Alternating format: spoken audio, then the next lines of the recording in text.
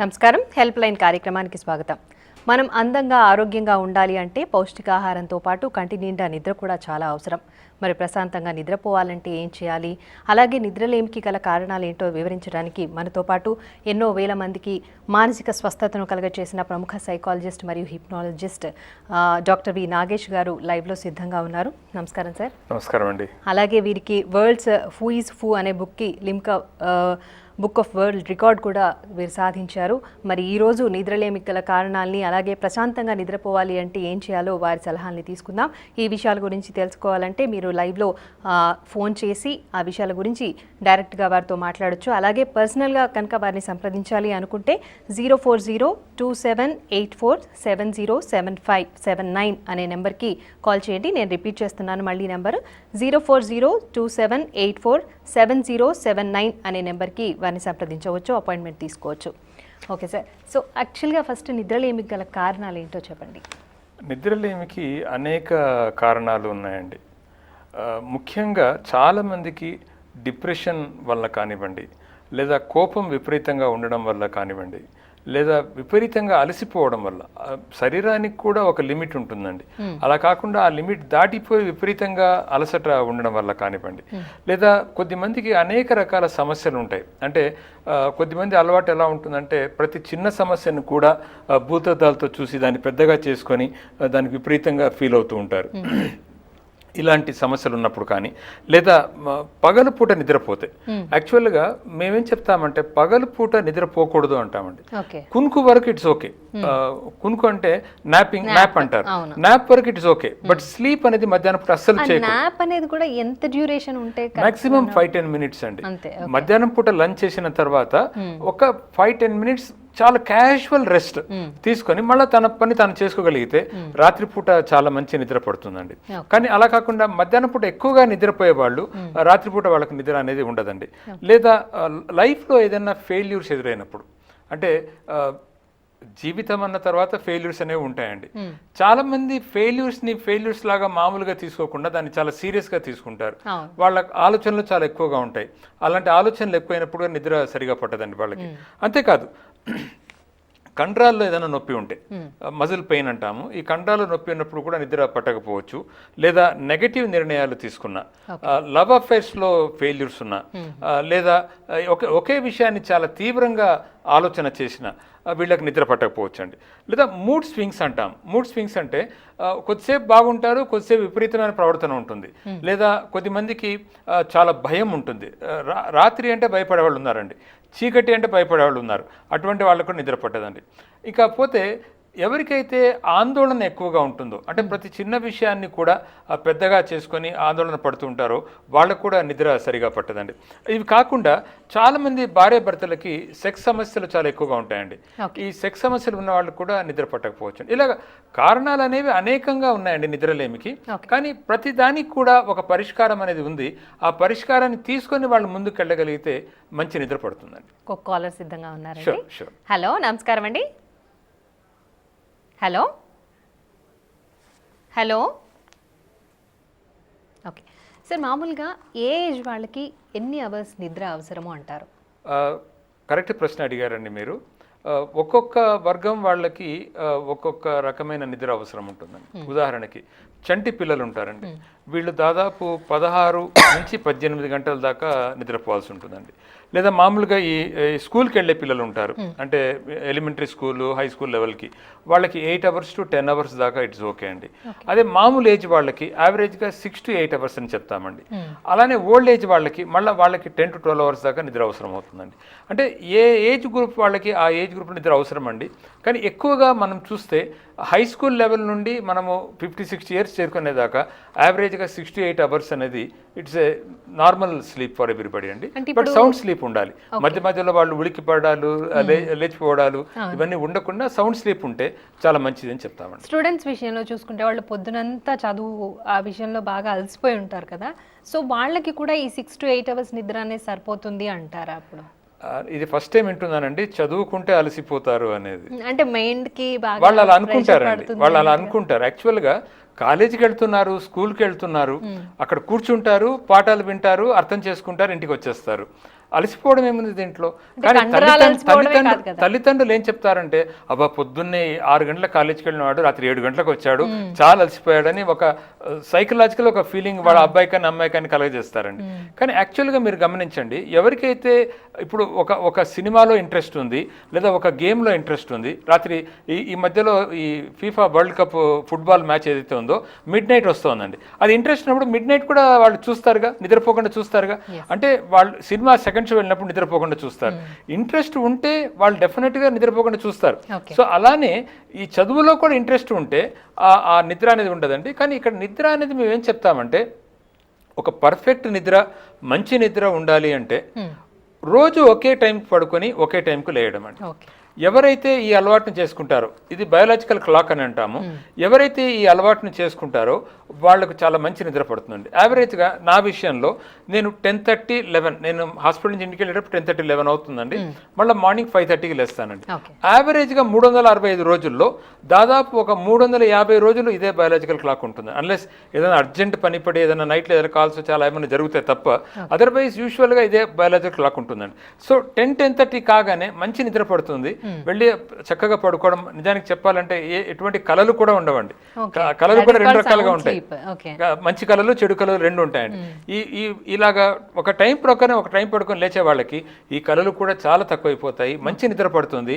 మంచి నిద్ర వల్ల ఉన్న వాళ్ళకున్న అడ్వాంటేజ్ ఏంటంటే మరుసటి రోజంతా వాళ్ళు చాలా యాక్టివ్గా ఉంటారండి. And what ever they want to do they can చాలా ఫ్రీగా చేయగలుగుతారు దాన్ని. కాలర్ సిద్ధంగా ఉన్నారండి. హలో హలో మాట్లాడుతున్నామండి. హలో నమస్తే అండి, మీ పేరు చెప్పండి ముందుగా. నేను మల్లీశ్వరి అండి, నా పేరు. మల్లీశ్వరి గారు, మాట్లాడండి నాగేష్ గారితో. నమస్కారం అండి నాగేష్ గారు. నమస్కారం అమ్మా, చెప్పండి. నాకు నైట్ వచ్చిన విషయానికి కూడా బాగా టెన్షన్ వస్తుందండి నాకు అమ్మా. దానివల్ల నిద్ర సరిగా పట్టట్లేదండి. బాగా 12:30, 1 గంట వరకు అసలు నిద్ర రావట్లేదండి. అమ్మా, మీ ఏజ్ ఎంతమ్మా మల్లీశ్వరి గారు? 32 అండి. 32 years. అమ్మ, ఇప్పుడు ప్రపంచంలో ఒక చిన్న ప్రశ్న మిమ్మల్ని అడగాలి అనుకుంటే, ప్రపంచంలో టెన్షన్ కానీ యాంగ్జైటీ కానీ లేని వాళ్ళు ఎవరో ఒకసారి నాకు చెప్పండి. ఈ టెన్షన్ యాంగ్జైటీ అనేది అందరికీ కూడా చాలా సహజంగా ఉంటుందమ్మా. ఇన్ఫ్యాక్ట్ మేము ఇంకో విధంగా చెప్పాలి అంటే, ఎవరికైనా ప్రాబ్లమ్స్ వస్తే రానివ్వండి అని చెప్తామమ్మా మేము. చాలామందికి ఆశ్చర్యం వేస్తుంది, అంటే ప్రాబ్లమ్స్ వస్తాయంటే రానివ్వండి అంటున్నారని చెప్పి. మనకి ఎప్పుడు ఆనందం వస్తుందంటే, ఒక ప్రాబ్లం వచ్చి ఆ ప్రాబ్లమ్ని మనం సాల్వ్ చేసుకొని మళ్ళీ మనం రిలాక్స్ అయినప్పుడు మనకు ఆనందం ఎక్కువగా వస్తుందమ్మా. సో ఇప్పుడు మీరు ఏదైతే టెన్షన్ పడుతున్నారో అది ఏ కారణమైనా కానివ్వండి, నంబర్ 1 ఆ కారణానికి ఏదన్నా ఒక పరిష్కారం ఉందా అనేది మీరు చూడండి. ఒకవేళ పరిష్కారం ఉంటే తప్పకుండా మీకు మంచి నిద్ర పడుతుంది. అలా కాకుండా మీరు అదే విషయాన్ని పదే పదే తలుచుకుంటూ, ఇంతకుముందు నేను చెప్పాను, టెన్షన్ని మీరు భూతద్దాలతో చూడడం వల్ల, లేదా ఆ సమస్యని మీరు భూతద్దాలతో చూడడం వల్ల మీకు టెన్షన్ ఎక్కువైపోయి నిద్ర రాకుండా పోతుందమ్మా. నిద్ర రానప్పుడు మరుసటి రోజు మీరు చాలా అన్హ్యాపీగా ఉంటారు, అసలు దేనిపైన మీకు ఇంట్రెస్ట్ ఉండదు. సో మీ ప్రాబ్లం ఏమిటో ఆ ప్రాబ్లంకి తగిన పరిష్కారం మీరు తెలుసుకోగలిగితే డెఫినెట్గా మీరు ఈ సమస్య నుండి బయటపడతారు. ఒకవేళ ప్రాబ్లం సాల్వ్ కాకపోతే ప్రొఫెషనల్ హెల్ప్ తీసుకోండి. ఎవరైనా మంచి సైకాలజిస్ట్ని కలిసి, సరే ఈ ప్రాబ్లం ఉంది, ఈ ప్రాబ్లమ్స్ ఎలా బయటపడాలి అంటే వారు తగిన పరిష్కారం చూపిస్తారమ్మా. అలా కూడా అప్పటికి నిద్ర రాకపోతే కొన్ని చిన్న చిన్న చిట్కాలు ఉన్నాయమ్మా. మంచి నిద్ర రావాలంటే చిన్న చిన్న చిట్కాలు ఉన్నాయి. ఉదాహరణకి, రాత్రిపూట మీరు 8 గంటలకు భోంచేసిన తర్వాత అరౌండ్ 10-10:30 ఆ ప్రాంతంలో గోరువెచ్చని నీళ్లతో స్నానం చేయండి అమ్మా. ఇలా స్నానం చేయడం వల్ల మీకు రాత్రి మంచి నిద్ర పట్టడానికి అవకాశం ఉంటుంది.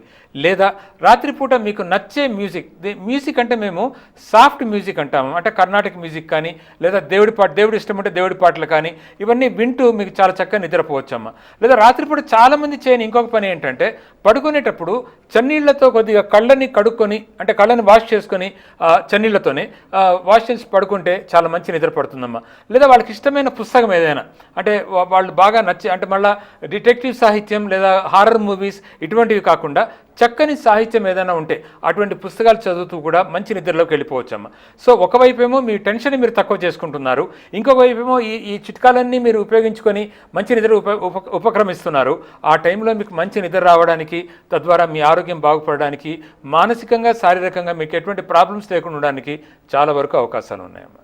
ఓకే, ఇంకో కాల్ రెడీగా ఉందండి. హలో హలో నమస్తే అండి, మీ పేరు చెప్పండి. హలో, మీ పేరు చెప్పండి. ఓకే, మాట్లాడండి సార్. మాట్లాడండి. నమస్కారం డాక్టర్ గారు. నమస్కారం అండి, చెప్పండి సార్. సార్ నేను కోర్టులో డ్రైవర్ పని చేస్తాను సార్. మధ్యాహ్నం అన్నం తిన్నాక 1 గంట నిద్రపోతాను సార్. నైట్ టైం 1 గంట 2 గంటలు నిద్రపోతాను సార్. సార్ నేను ఇంత మునిపే మీరు నా మాట విని ఉంటే, ఈ అరగంటలో నా మాట విని ఉంటే మీరు, నేను చెప్పానండి మధ్యాహ్నం అనేది నిద్రకు మంచిది కాదు. చాలామందికి తెలియకుండా మధ్యాహ్నం నిద్రపోతారండి. కునుకు వరకు ఇట్ ఇస్ ఓకే, ఒక భోజనం చేసిన తర్వాత ఒక 5-10 నిమిషాలు రెస్ట్ తీసుకోవడం ఇట్ ఇస్ ఓకే, కానీ నిద్ర మాత్రం ఎటువంటి విధంగానూ మంచిది కాదు. అది రాత్రిపూట నిద్రను దెబ్బతీస్తుంది.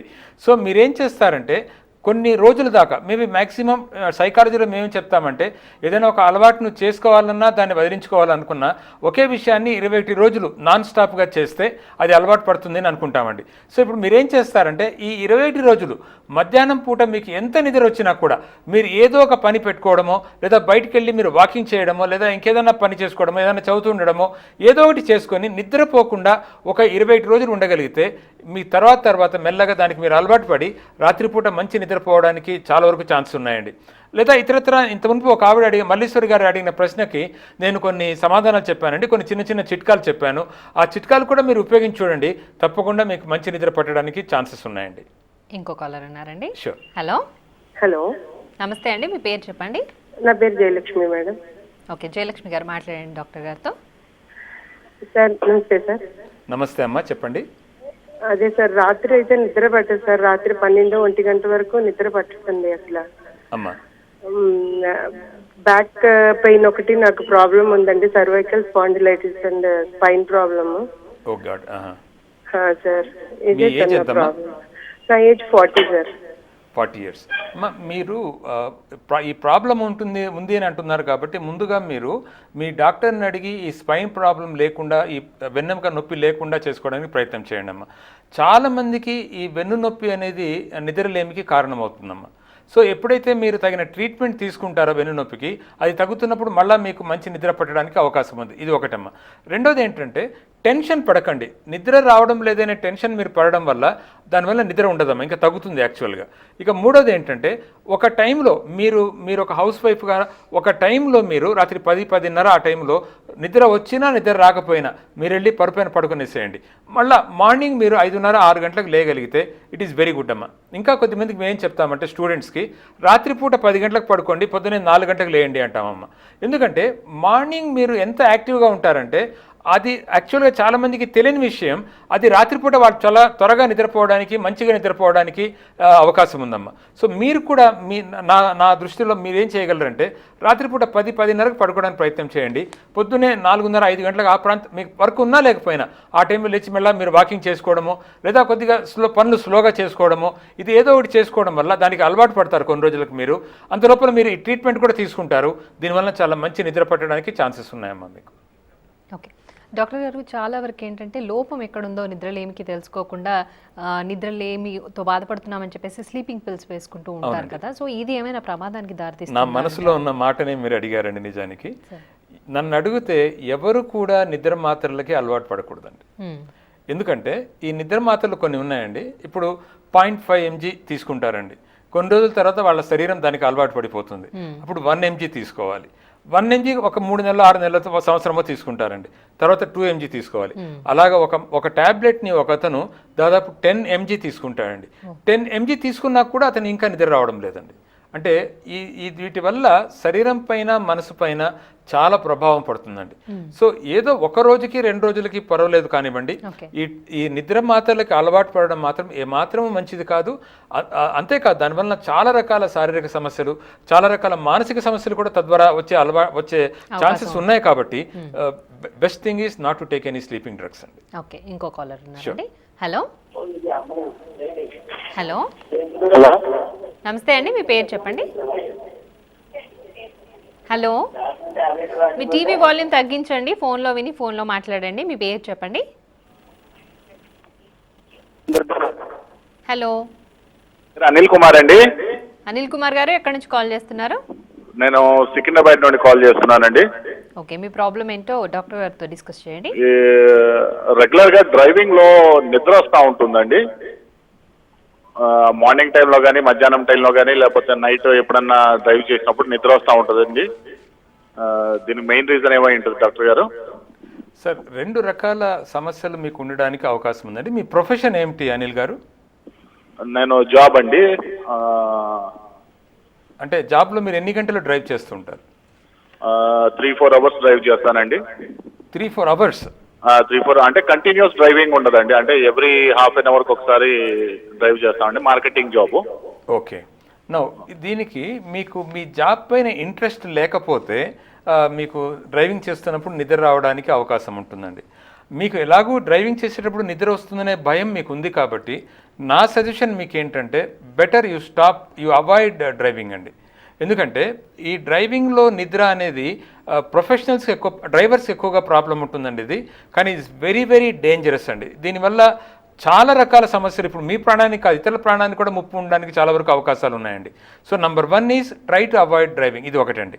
రెండవది, ఏదైతే మీరు పని చేస్తున్నారో ఆ పనిపైన మీరు ఇంట్రెస్ట్ని డెవలప్ చేసుకోవడం వల్ల మీకు చాలా వరకు నిద్ర తగ్గడానికి అవకాశం ఉందండి. ఇక మూడవది ఏంటంటే ఒక ప్రాబ్లం ఉందండి, దీన్ని స్లీప్ యాప్నియా అని అంటాం. ఇది ఒక తీవ్రమైన సమస్య అండి నిద్రలో, ఈ యాప్నియా అనేది. సో అదేమైనా ఉందేమో, ఎందుకంటే ఈ స్లీప్ యాప్నియా ఉన్న వాళ్ళకు తెలియకుండానే నిద్రపోతుంటారండి. సో ఆ ప్రాబ్లం ఏదైనా ఉందేమో మీరు మీ డాక్టర్ గారిని అడిగి తెలుసుకోండి. ఒకవేళ ఆ ప్రాబ్లం ఉందంటే దానికి తగిన ట్రీట్మెంట్ కూడా తీసుకోండి. ఇవి మూడిట్లో మీరు ఏది చేసినా కూడా మీ సమస్య నుంచి బయటపడడానికి, తద్వారా మీ జాబ్ని మీరు సక్రమంగా చేసుకోవడానికి ఛాన్సెస్ ఉన్నాయండి. ఓకే డాక్టర్ గారు, మామూలుగా సైకలాజికల్ ఫీలింగ్తో కూడా ఈ నిద్రలేమి అనేది ఉంటుంది అంటారా? ఎక్కువగా సైకలాజికల్ ప్రాబ్లమ్స్ వల్లనే ఈ నిద్రలేమి అనేది వస్తుందండి. ఉదాహరణకి ఇప్పుడు భర్త కోపడ్డాడని భార్య రాత్రంతా నిద్రపోదండి, లేదా తల్లిదండ్రులు వీళ్ళు అడిగింది ఇవ్వలేదని పిల్లలు రాత్రంతా నిద్రపోరండి, లేదా భార్య తన మాట వినలేదని భర్త రాత్రంతా నిద్రపోడండి. ఇది ఒక సంసారంలో ప్రాబ్లమ్స్ అయితే ఇలా రకరకాలుగా మానసిక సమస్యలు అనేకం ఉన్నాయండి. ఈ మానసిక సమస్యల వల్ల వీళ్లకు నిద్ర పట్టకపోవచ్చు. కొంతమంది 12 దాటితే కానీ నిద్రపోరు, టీవీ చూసిన తర్వాతే నిద్రపోవాలి, ఫలానా సీరియల్ కానీ ఇంకేదో కానీ అయిపోయిన తర్వాతే నిద్రపోవాలి అని నిద్ర వస్తున్నా కూడా కంట్రోల్ చేసుకుంటూ చేస్తూ ఉంటారు కదా, ఇది ఏమైనా ప్రమాదకరం అంటారా? డెఫినెట్గా ఇది ప్రమాదకరం అండి.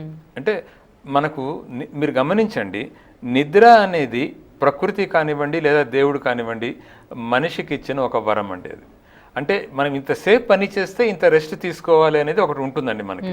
సో ఆటోమేటిక్ ఏమవుతుందంటే మనం పొద్దు నుంచి రాత్రి దాకా పని చేస్తున్నప్పుడు ఆ రాత్రి సమయాన్ని మనం కరెక్ట్గా ఉపయోగించుకుంటే మళ్ళీ మరుసటి రోజు మన పని మనం చేసుకోవడానికి అవకాశం ఉంటుందండి. అలా కాకుండా వీళ్ళు ఏం చేస్తారంటే పొద్దునంతా పని చేస్తారు, మళ్ళీ రాత్రి వచ్చి టీవీ చూస్తూ కూర్చుంటారు. మెల్లగా వాళ్ళ శరీరం ఆ టైంకి అలవాటు పడిపోతుందండి. అంటే 12-12:30 దాటితే తప్ప వాళ్ళకి నిద్ర రాదు. సో 12:30కి నిద్రపోయినప్పుడు వాళ్ళు పొద్దున్నే లేచేటప్పటికి 8-9 అవుతుందండి. దీనివల్ల అనేక పనులు పెండింగ్ పడిపోతాయి, దీనివల్ల సమస్యలు ఇంకా పెరుగుతాయి. అటున్నప్పుడు ప్రాబ్లం ఇంకా ఎక్కువ కావడానికి అవకాశం ఉందండి. ఏది ఏమైనా కూడా యావరేజ్గా ఒక 6 to 8 అవర్స్ నిద్రలో మనిషి మెయింటైన్ చేయగలిగితే, అది కూడా నైట్ మాత్రమే మెయింటైన్ చేయగలిగితే వాళ్ళ శారీరక ఆరోగ్యం, వాళ్ళ మానసిక ఆరోగ్యం, అంతేకాదు ఈ నిద్రలేమి అనేది మన భావోద్వేగాలపైన విపరీతమైన ప్రభావాన్ని చూపిస్తుందండి. అంటే those people who do not have sleep, they have lot of emotional problems. మన ఎమోషన్స్ పైన చాలా ఎక్కువగా ప్లే చేస్తుందండి అది.